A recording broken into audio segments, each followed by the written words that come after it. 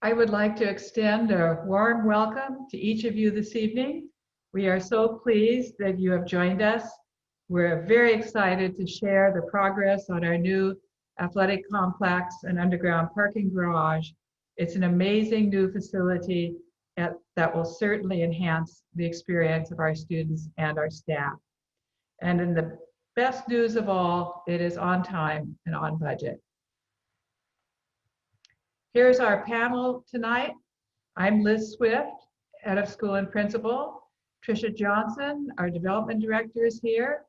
Darren Briner, our director of IT and school plant and the mastermind behind this. Mark McGilvery, who's a member of our campaign executive committee. Gabriella Harrison, a development associate. Cara Priestley, our plan giving director. And Barbara Dahlman, who is running the show tonight. So again, very happy to have you here. Parking, the vision for that. Anyone who has tried to park in the neighborhood on a school day knows the challenges. The neighborhood is rapidly changing. There's a higher density of housing. There's apartment houses, townhouses going in without parking. The area south of us, immediately south, has been redesignated as an urban village and upzoned. And we have new businesses on 19th Avenue, most without parking. And then we are currently surrounded on 3 sides by a residential parking zone. You can see here, though, we draw from 86 different zip codes and 112 different middle schools. And so parking is really a strategic issue for us. One of the strengths, though, and one of the advantages that this project gave us an opportunity to enhance our athletic facilities. So you can see if you look at the graph on the lower left there, we have over 5 times the student athletes now than we built our original gym, and many more teams. The space, though, will provide an area for lifetime fitness and health, education programs, the growth of our athletics, and many, many other programs, including our summer camps.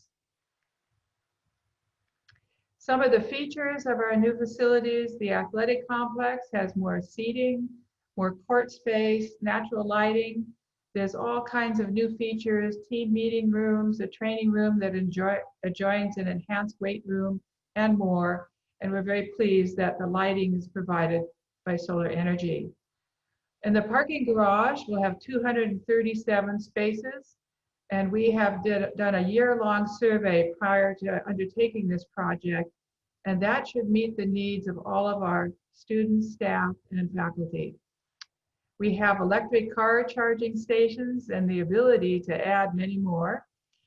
We also have a counter as you go into the garage, much like the airport, so you'll know how many spaces are left, so you won't have to drive to the bottom to find out. And there's heated ramps so that in the wintertime, there's no ice on the ramps. And then, of course, we designed this garage with teenagers in mind, and you'll see some of those features, but having walked it, I can tell you the turning radiuses are very generous, the stalls are convenient to get into, and we even have padded columns. The athletic complex itself is, you can see, 19,000 square feet. You'll see we have bleachers on both sides. Of course, the locker rooms, training room, weight room, office space, a new team meeting room, and we also have a health classroom that'll be a multi-purpose room. So all of our fitness and health facilities will be under one area now. And we've built quite a bit of convenient storage for the different teams. This is a cutaway. You're going to in a minute see what it really looks like. There are 5 floors. I suppose you could call 10 flights or 10 ramps going down. We also paid attention to an environmentally sustainable design. As I mentioned earlier, solar panels will generate the electricity for the lighting. There's LED lighting throughout the garage and athletic complex. And we have the infrastructure to outfit every parking stall with a charging station. We've surveyed, though, and we're starting with the number that we need. And also, we have convenient and secure parking for bikes as well as ability for electric bikes to be charged. And this is facilities much beyond athletics. A gym, our gym, has functioned and will more so going forward, function as really a space for community gatherings, in addition to all the athletic programs. So we can have assemblies, service fairs, blood drives, auction, grandparents' day, all of those are features that we can utilize in this new space. Now I'm going to introduce you to, again, the person that really is the mastermind of this, Darren Briner, our administrator of IT and plant. Darren, I'll turn it over to you. Thanks, Liz. I'm glad to be here to get a chance to show you where we are on the Jean Marie McAteer Lee Athletic Complex and take you through the process. So I'll talk a little bit real quickly about the timeline. So we broke ground about the middle of, well, early June last year. We did demolition and excavation through October. We built out the below grade garage through March of 2020, and we're on the above grade process now. And as Liz said, we are on time, which is, I can tell you without the COVID-19, we had a 6-week pause in there. We probably would have finished in mid-September. So we've made up the time, even with the pause, to stay on schedule. So we're super proud of that. So this is when we've reached the bottom of the hole. So we've gone through demo. This is about this same time last year. We're at the bottom of the hole. It's about 76 feet deep at the deepest spot. And we have our shoring walls in place, which you'll see around the perimeter there. Our crane has been set, and we're getting ready to start building our way back up out of the ground.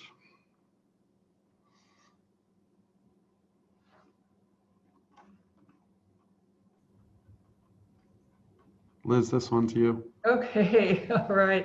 So here we are down at the bottom of the hole, and pleased that two of our alums, Jen Boza Sorensen is our building chair, and she has been instrumental in the project, and Amanda Gaiman was the one of the structural engineers on the project, that alum from the class of '08. So you can see us down in the bottom. We had to get down to the bottom when it was fun to be able to go down and get our picture down there. So Darren? Yep. So this is as we're starting to build our way back up out of the hole. So this would be, we're probably at around P2 of the garage, and we poured it in halves. So you can see, as I look at it on the left side of my screen, we've already poured that. And on the right side, we have all our forms and everything in, getting ready to pour the next layer of the garage.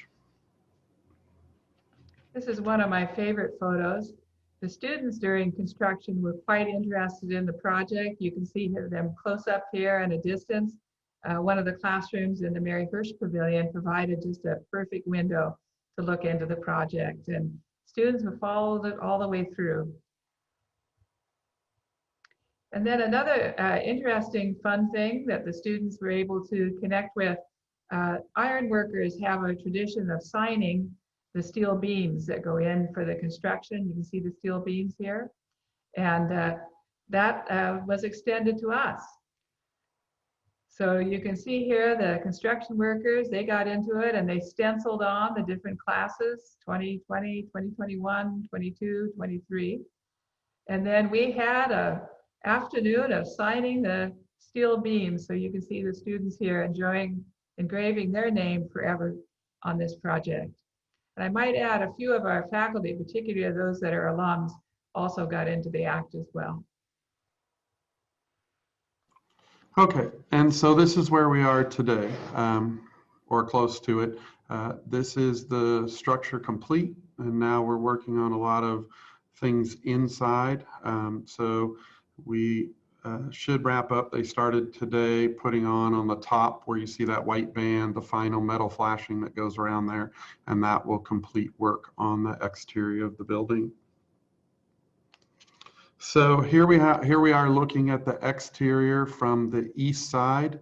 And you can see we've spent a lot of time as we designed this to try to carry the architectural design of the main building over to the new facility with the rounded ends and the cornice, and try to capture that look so it looks like it's been here and was meant to be here. So, okay. And now we're going to do a walking tour. I will talk as we go through this tour. It will move fairly quick. It's about an 8-minute. It was taken August 30th, I believe.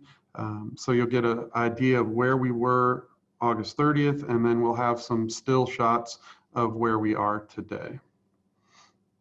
So this would be the main entrance where the entrance to the old gym parking lot was, but now you go down into the underground portion.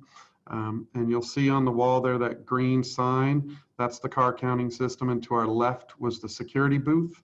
Straight ahead would be the exit ramp when you go to leave the garage. You can see there's a lot of stuff in the garage. We used the garage as a staging area because we had such a small space, so it worked in our advantage. To the right was the elevator room and the sprinkler control valve, and we head down to the second floor here. And again, you can see that we used a lot of this space as area to store materials and work their way up. These shacks you see, or these buildings you kind of see built, temporary buildings, those were all built due to COVID to give each trade a place to be away from other trades and store their equipment. So we continue to head down here. You'll see the lighting in here. This is the final lighting. Nice bright garage, no dark spots, very comfortable to be in. When we turn here, this is the main entrance into the facility, the elevator on the right and a stairwell up next to it. And that is in the northwest corner of the garage. So there are the lockers for the locker room waiting to go in on our right. And we'll continue down here. You'll see nice wide drive aisles. In between each column you see in the main drive aisle is only 3 cars parked, so they're nice big spaces. To our right are the bleachers that had been delivered, waiting to be installed. And then we head down again, and again, notice the nice wide aisles, big stalls there for everybody. Very bright garage. You can see here we were still putting in sprinkler pipes, so the black pipes you see on the ceiling are partially installed sprinkler pipes. Those have all been completed at this point, and are just waiting final inspection. So the straight ahead of us is an emergency exit only stairwell. That would only be used in the event of a fire drill, and it gets you up and outside of the facility. So this room up here to the right and those 2 gray objects hanging from the ceiling, that's part of the ventilation system. Those force, those force fresh air into the facility. And then, we paused again. And then down here to the right here with the blue cover on it, those are the exhaust fans. So from one end we force nice clean air in, and the other end we pull air out, and it's all run off sensors that measure the air quality in there and comes on as needed. So we continue down here. You can see it's again a nice wide open garage. As Liz said, we're super pleased with the final product and how much room there is in it. So down here we still had some items stored. That was the ceiling grid for the elevator. It is now installed. You can see a manhole cover there, and there will be a couple more up here. So part of the city's requirement for this, for stormwater, is we actually store 30,000 gallons of stormwater under the bottom layer of the garage in tanks, and then they're pumped up and gravity fed slowly out to the stormwater system so that they don't overwhelm the city stormwater system. So, and down here is another piece of that where that hose is coming out of, which is the oil water separator. So now we'll jump up to the first floor. So we're actually in the new gym. At this point, hoops, curtain, batting cage, scoreboards had been installed. Gym floor was being installed. Plywood was down, and they were putting the planks down. Nice big space, like Liz talked about. The sound system has been installed at that point too.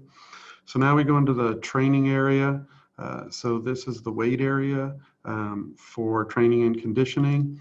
And this space, nice big space. And you'll see that window is actually a window from the training room. So the trainer can be taping an athlete and look out the window and see what the other athletes are doing in that space. We step into the training room. And we have training tables and stuff that's stored in the garage right now that will be installed once we're complete. So we walk into here, this is the main entry. So you can come in here, there's a trophy case and there's a little cutout in the wall there where we actually were able to keep a part of our old gym floor, and it will be installed there, and it has the Cougar logos on it. So walk down the hall, get a look into the visitors locker room. And then we'll turn, and this would be the men's restroom. At this point, we didn't have all the lights in, so there were places it wasn't very bright as I did the walkthrough. This is the athletic assistant office, athletic director's office. This would be where the old gym entry was. You could come in through the Maryhurst Pavilion through those doors and through here, and there's a small referee's room off to the right. Then we'll go by the women's restroom, and we will walk into the home locker room. So, and I have some still photos to show you where this is now. So we'll turn around and head back and work our way upstairs.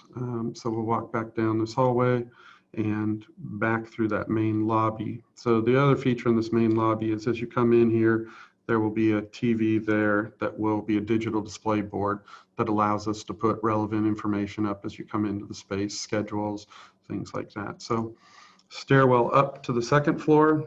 You also have elevator access up to the second floor. We come up to the top of the stairs and we'll step off into a lobby for the second floor. The elevator will be to our left here. And this is all sheetrocked in now and painted. This is our team meeting space. Nice big space. And the other logo for the floor will go in that wall right there. There's a little cutout you can see. So a little bit of acknowledgement to the space we had before. So now as we walk down this hallway, we have an opportunity to look out over the court from the second floor. And then down into the health room that will also serve as a meeting space for other events. So we could have an alumni event up here before a homecoming game.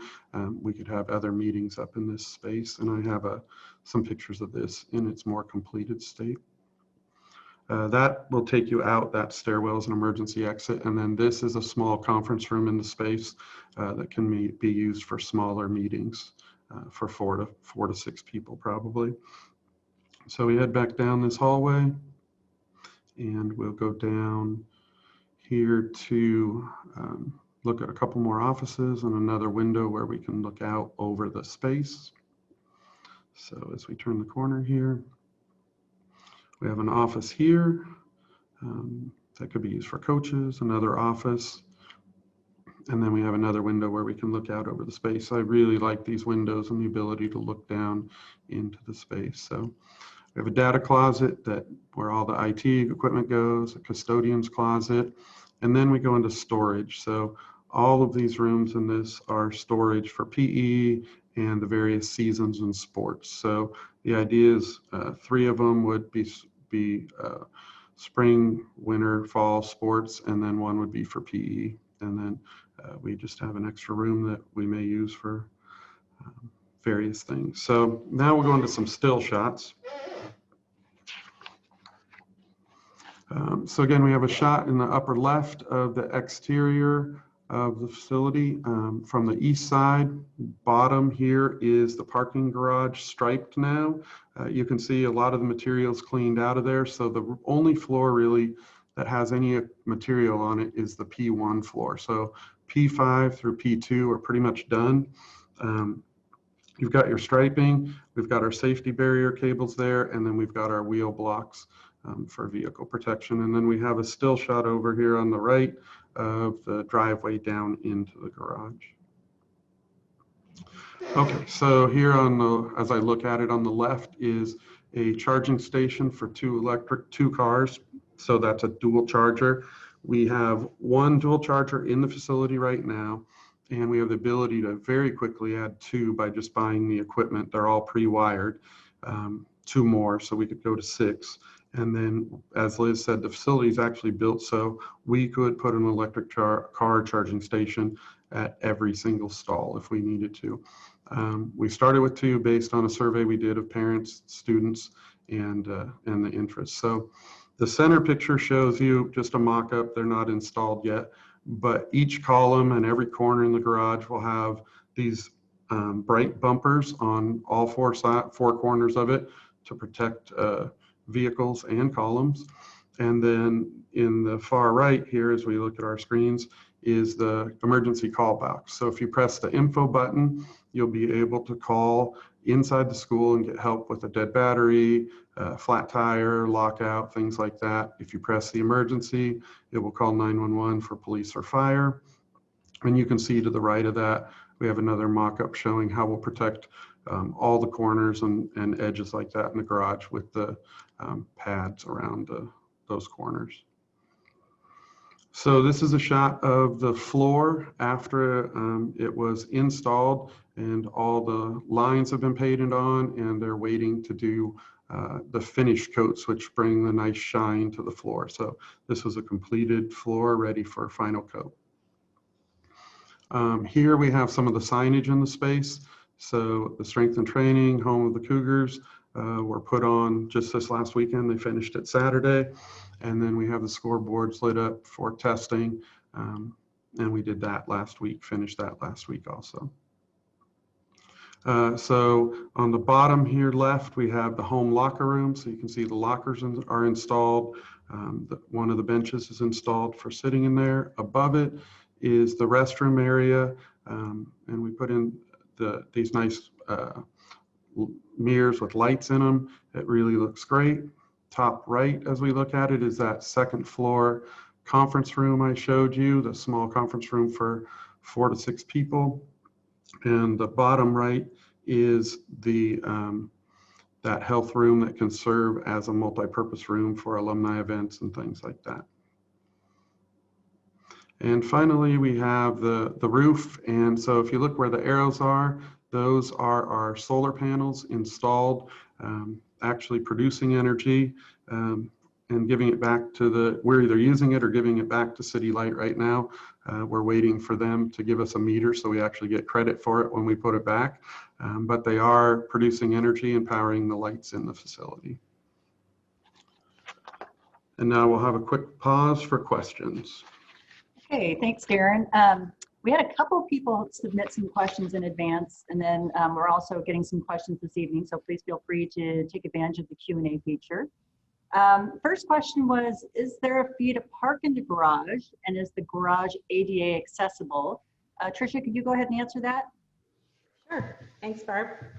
I'm pleased to tell you that there is no fee to park in the garage, and we are ADA accessible. It meets all ADA requirements, and we've also reconfigured the back parking lot and installed a new ADA ramp, and it includes 2 van accessible stalls. Great, thanks, Tricia. Another question that was given to us in advance, Darren, this is probably one for you to go ahead and answer. Will the garage be secured during school hours, and will there be an attendant? Yes, it will be secured during the school day, and we'll have an attendant during the morning hours and during large events. In addition, school staff will help manage the garage before school and after school and during large events. And then Gabby's kind of watching questions that are coming in this evening. So Gabby, are there some that have come up that we can answer? Yes, there are. Hi, everyone. It looks like we had a question. Will parking in the garage be first come, first served? Liz, would you mind answering that? We estimate that this, again, based on our year-long survey, that this will be sufficient parking for all of our students, faculty, and staff for almost all days. And then that we still have our back parking lot and then the front of the school for visitor parking. So it should be sufficient parking for everyone. Awesome. One other question that we got was, are you installing repeaters for cellular or Wi-Fi? Darren, would you mind taking that one? So in the garage itself, we have only 2 wireless access points. We don't really want people to hang out in the garage. We have one for the electric charging because the only way you can connect them to the network is through Wi-Fi, and we have one up by the security booth. But the main building, levels 1 and 2, have plenty of Wi-Fi throughout. In addition, the garage does have, as required by code, a system for first responders to be able to communicate when they're in the garage. Awesome. It looks like we have time for one more question. One more for Darren, actually. What earthquake retrofitting has been done to the new garage or the building itself? The garage is designed to meet all current earthquake codes. So the city of Seattle has very strict guidelines around new buildings. So the garage meets all of those. And our existing building has had retrofitting done to portions of it. Great. We'll go ahead and we'll answer some more questions at the end. We'll have some time. I see we have some more questions coming in, but we're going to kind of go ahead and proceed, and then we'll get back to some more Q&A.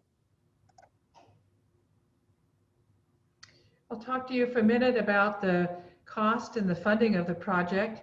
The total cost of the project is $36.4 million. And very fortunately, we did our first parking study over 20 years ago in 1997, looking at and exploring possibilities. And we've known all this time that at some point we would need to build some parking. And so our Board of Trustees thoughtfully saved and wisely invested over these last 2 decades. So we had $28 million in capital and cash reserves to begin this project. And we needed to raise $8.4 million through our Foundation for the Future campaign.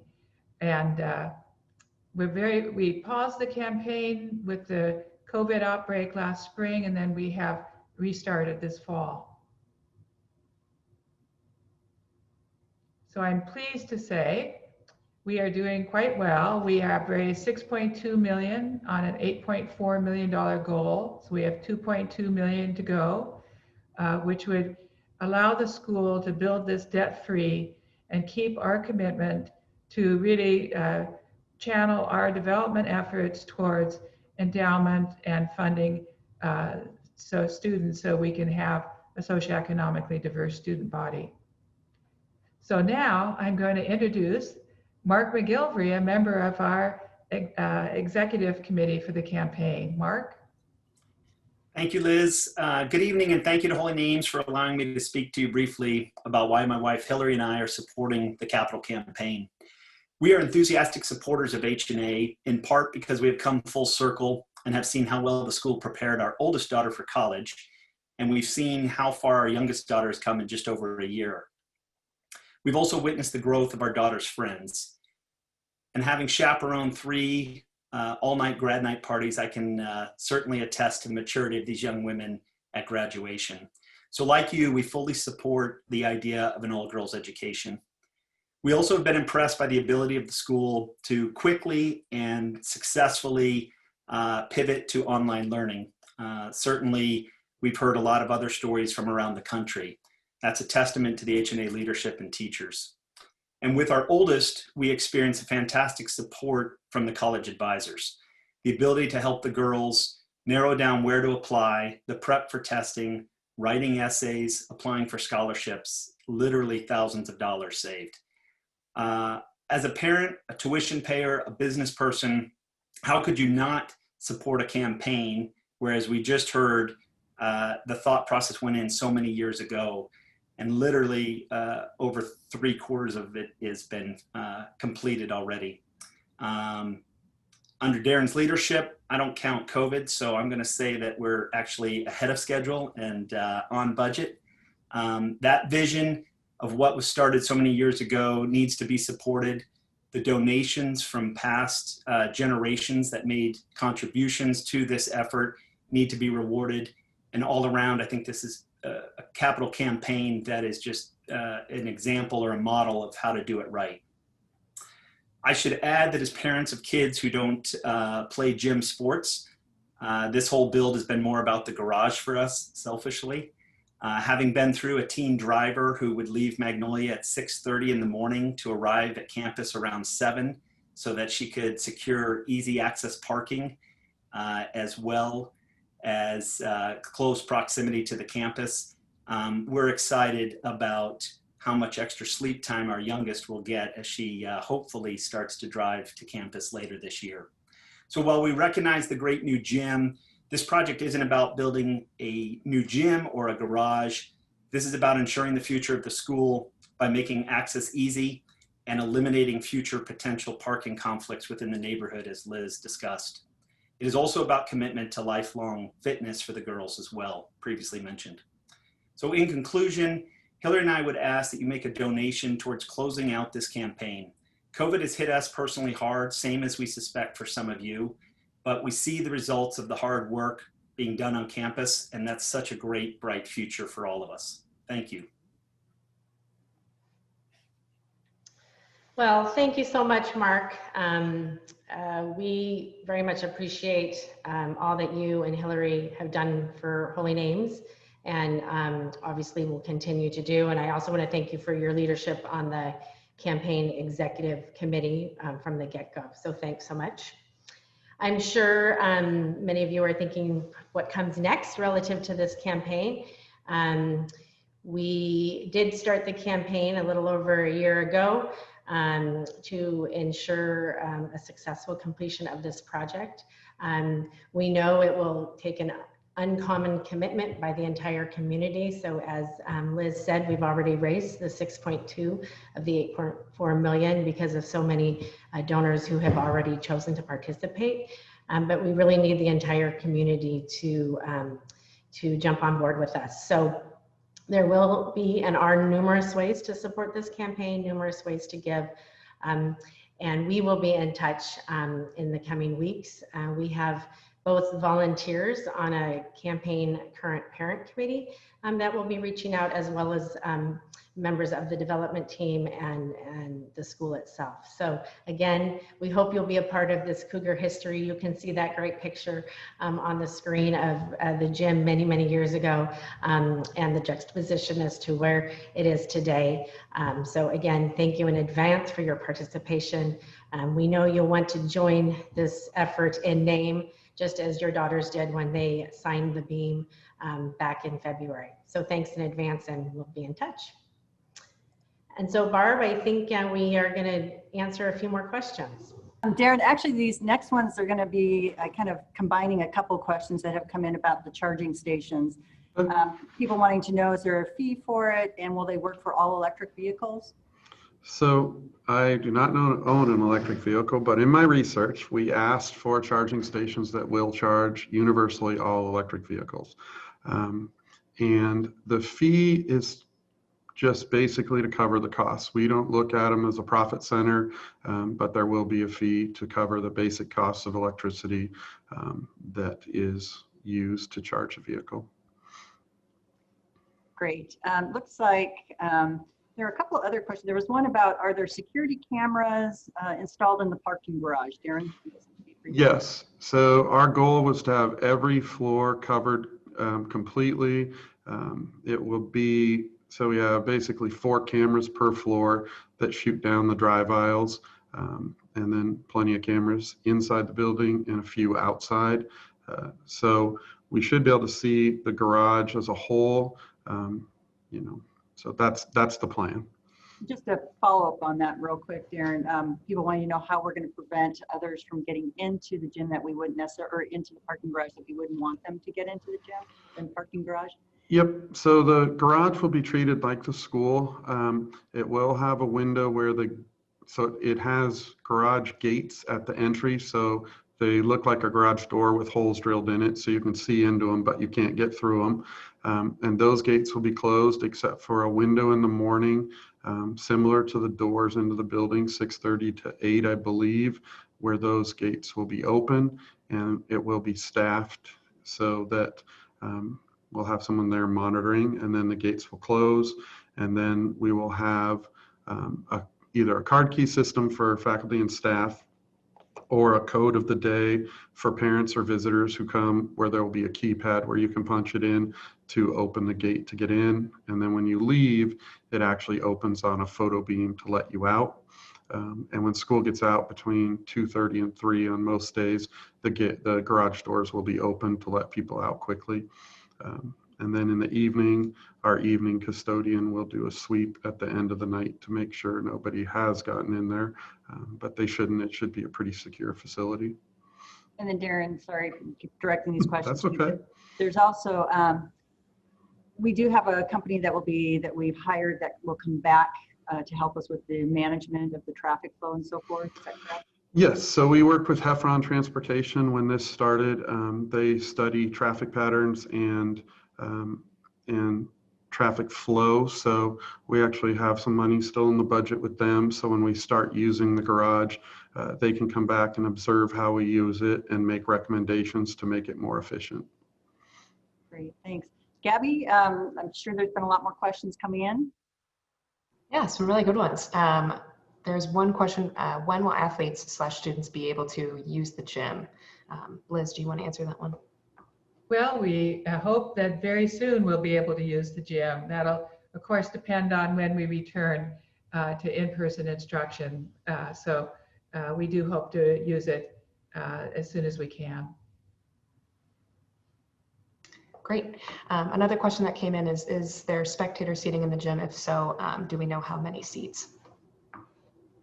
I can answer that. You know, it's really nice. We have, and that's going to be what the Deck the Dome is going to go to this year. So there'll be bleachers on both sides and seating for 618.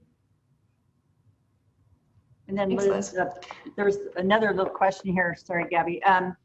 Would vehicles be required to have a parking decal to be able to park in the garage? And would they be still subject to, you know, the parking rules that we have in the neighborhood? And will they be required to park in the parking garage? So Liz? Yeah, yes, we're going to ask students, staff, and faculty park in the garage before they park in the neighborhood. You know, our neighborhood has really, you know, the reason we have a permit is because of a strong relationship with the neighborhood. And so we want to honor that. So yes, we're going to ask people to park in the garage. They will still have to have a sticker. There may be some times, like a grandparent day, when we are going to need to have cars parked in the neighborhood, and they will need to follow the current plan in terms of parking on one side of the street. And then there's, this was a more specific question, but I think, I know Liz that you would be able to answer this one. It's more about gymnastics question, wanting to know if our gym will be able to be used or to host gymnastic events. You know, gymnastics is a very specialized sport. And so at this point, we're going to remain with our gymnastic program at the Metropolitan Gymnastics Center. And then Gabby, do you have a couple more questions that were coming in? Yeah, I have a question for Darren. How will people know if there are spaces available in the bottom of the garage? So as you come in, there's a car counter, and if that car counter says full, there will be no spaces available.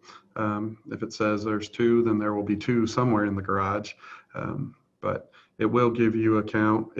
They say they're pretty accurate. It's the first time, obviously, we've had one, but they say they're pretty accurate. So the idea was that if you came down into the driveway, if it was full, you wouldn't have to drive all the way to the bottom. Great. Just one more question, or not one more question, but is there going to be any preference or encouragement for students to carpool and get there together?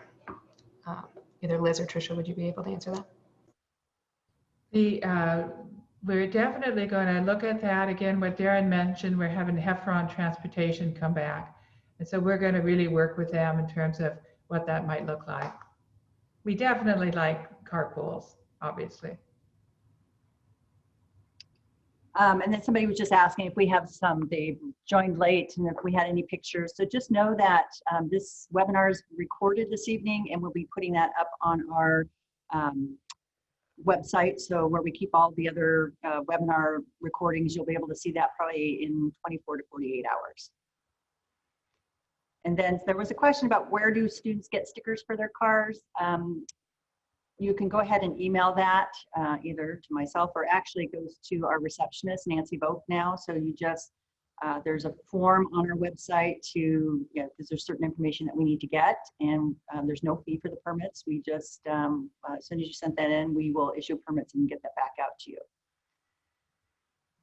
And then finally, we have, I think this is our last question. Somebody wanted to know how many emergency boxes that we have per floor. Darren, can you answer that? There is one per floor by the elevator on each floor. Great.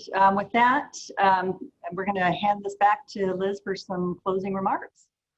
So I want to thank you again for joining us this evening, for your interest, and also hope you do participate in our campaign. And I thank you for that ahead of time. So again, we're very pleased to have you here with us this evening, and we'll look forward to a day when we can have a real in-person open house. So again, thank you and good evening.